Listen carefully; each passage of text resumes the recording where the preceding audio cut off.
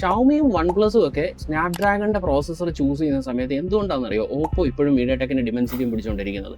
അതിനൊരു റീസൺ ഉണ്ട് ഗൈസ്. നമുക്കറിയാം വരുന്ന 2 മാസത്തിനുള്ളിൽ ഒരു ഭയങ്കര സ്മാർട്ട് ഫോൺ കോമ്പറ്റീഷൻ ആയിരിക്കും വരാൻ പോകുന്നത്. അതായത് സ്മാർട്ട് ഫോണിന്റെ എല്ലാ ഫ്ലാഗ്ഷിപ്പ് സാധനങ്ങളും ഇറങ്ങാൻ പോവുകയാണ് ഈ വരുന്ന ഒക്ടോബർ മാസം വരുമ്പോൾ. അതായത് ആപ്പിളിന്റെ 18 സീരീസിന്റെ പുറകെ തന്നെ ഷവമി 18 സീരീസ് വരുന്നുണ്ട്, ഓപ്പോയുടെ ഫൈൻഡ് X10 സീരീസ് വരുന്നുണ്ട്, അതേപോലെ വിവോയുടെ X500 സീരീസും വരുന്നുണ്ട്. സോ ഒരു ഭയങ്കര കോമ്പറ്റീഷൻ ആയിരിക്കും നമ്മൾ ഇനി കാണാൻ പോകുന്നത്. ഈ ടൈമിൽ നമ്മൾ ചിന്തിക്കേണ്ട ഒരു കാര്യമുണ്ട്. അതായത് വൺ പ്ലസും ഷവമിയൊക്കെ സ്നാപ്ഡ്രാഗണിന്റെ 8 Elite Gen 6 Pro chipset series use ചെയ്യാൻ പോകുന്ന സമയത്തും ഈ പറയുന്ന ഓപ്പോ ഫൈൻഡ് X10 സീരീസിൽ അവർ മീഡിയാടെക്കിന്റെ ഡിമെൻസിറ്റി 9600 സീരീസ് തന്നെയാണ് യൂസ് ചെയ്യുന്നത്. അതിന്റെ റീസൺ എന്താണെന്ന് അറിയാം. ഓപ്പോ അവരുടെ ഫുൾ ഫൈൻഡ് X10 സീരീസിൽ യൂസ് ചെയ്തിരിക്കുന്നത് ഡിമെൻസിറ്റി സീരീസ് തന്നെയാണ്. അതിന്റെ മെയിൻ റീസൺ എന്ന് പറയുന്നത് പ്രൈസ് തന്നെയാണ്. അതായത് സ്നാപ്ഡ്രാഗൺ സീരീസിനെ കമ്പയർ ചെയ്യുമ്പോൾ ഈ പറയുന്ന ഡിമെൻസിറ്റി സീരീസിനൊക്കെ പ്രൈസ് വളരെ കുറവാണ് വരുന്നത്. അതായത് ഈ ഒരു ടൈറ്റ് കോമ്പറ്റീഷൻ വരാൻ പോകുന്ന ഈ ഒരു സമയത്ത് ഓപ്പോ അവിടെ പ്രൈസിംഗിൽ ഒരു കട്ട് ചെയ്യാനാണ് പ്ലാൻ ചെയ്തുകൊണ്ടിരിക്കുന്നത്. കാരണം നമുക്കറിയാം ഇപ്പോൾ പ്രോസസറിനെ സ്റ്റോറേജ് ഡിവൈസസിന്റെ ഒക്കെ പ്രൈസ് കൂടിക്കൊണ്ടിരിക്കുകയാണല്ലേ. സോ ഓഫ് കോഴ്സ് പ്രോസസറിൽ ഒരു ഡിഫറൻസ് വരുമ്പോൾ അവർക്ക് പ്രൈസിംഗിൽ നല്ലൊരു കട്ട് ചെയ്യാൻ പറ്റുന്നുണ്ട്. ഇനി ഓപ്പോയുടെ ഐഡിയ എന്താണെന്ന് പറഞ്ഞുതരാം. അതായത് ഓപ്പോയ്ക്ക് $800 to $900 റേഞ്ചിൽ ഒരു ട്രിപ്പിൾ ക്യാമറ സെറ്റപ്പ് ഉള്ള ഒരു അടിപൊളി സ്മാർട്ട് ഫോൺ കയ്യിലുണ്ടാകുന്ന സമയത്ത്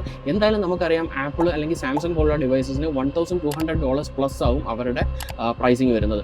അപ്പോൾ ഇവിടെ ഒരു ഭയങ്കരമായ ഒരു മീനിങ് ഫുൾ ഗ്യാപ്പ് വരുന്നുണ്ട്. ഒരു $300 ഒരു ഡിഫറൻസ് വരുന്നുണ്ട്. സോ ബ്രാൻഡ് നെയിമും ബ്രാൻഡ് വാല്യൂ നോക്കാതെ നല്ലൊരു ക്യാമറ സിസ്റ്റം മാത്രം നോക്കി വരുന്ന ബയേഴ്സ് ഉണ്ടല്ലോ, അവർക്ക് ഈസി ആയിട്ട് ഇവിടെ ഓപ്പോയിലേക്ക് പോകാൻ സാധിക്കും അല്ലെ. ഇത് തന്നെയാണ് ഓപ്പോയുടെ കൺസിഡറേഷൻ. സോ നിങ്ങൾക്ക് എന്താണ് തോന്നുന്നത്? ഈ പറയുന്ന $1200+ കൊടുത്തിട്ട് ആപ്പിൾ അല്ലെങ്കിൽ സാംസങ് പോലുള്ള ബ്രാൻഡുകൾ, ഹൈ ലെവൽ ബ്രാൻഡുകളിലേക്ക് പോകുന്നതാണോ നല്ലത്, അതോ $900 താഴെ ഓപ്പോ പോലുള്ള ഡിവൈസസിൽ ട്രിപ്പിൾ ക്യാമറ സെറ്റപ്പുമായിട്ട് ഒരു ഡിവൈസ് വരുന്നുണ്ടെങ്കിൽ അങ്ങോട്ട് പോകുന്നതായിരിക്കും ഏറ്റവും ബെറ്റർ ഓപ്ഷൻ?